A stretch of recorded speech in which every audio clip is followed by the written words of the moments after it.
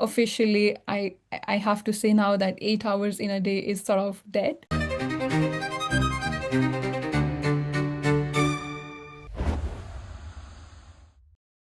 Let's look at the key highlights from Q2 2025. So what you see on the left-hand side are basically peak occupancy rates throughout Q2. It basically tells you how full offices are generally on average in every basically continent relative to the number of workstations that are there in the offices, right? The denominator that we have over here is the number of workstations that are assigned to a particular site. And if we look at how full offices are relative to the workstations, we see that APAC is leading the charge at 54%, followed by Latin America at 42%, North America at 32%, and then very similar to that, EMEA region at 33%. Last quarter, Q1, we saw a lot of organizations going with RTO mandate of 4 to 5 days per week, right? That was the trend in the previous quarter. And then we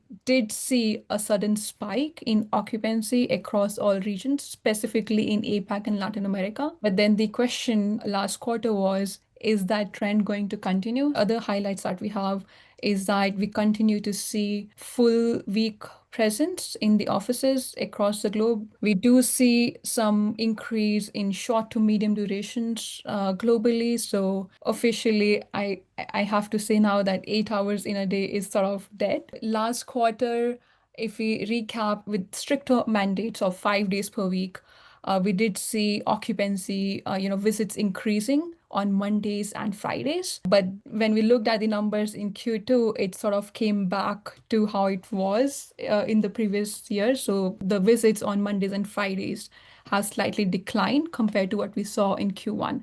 That's sort of the short, highlights from this particular study. Yeah, a lot of mandates will come into force September, October, right? So that's really the interesting piece. There's a lot of talk of the layoffs as well. So I think that also people go to the offices more regularly.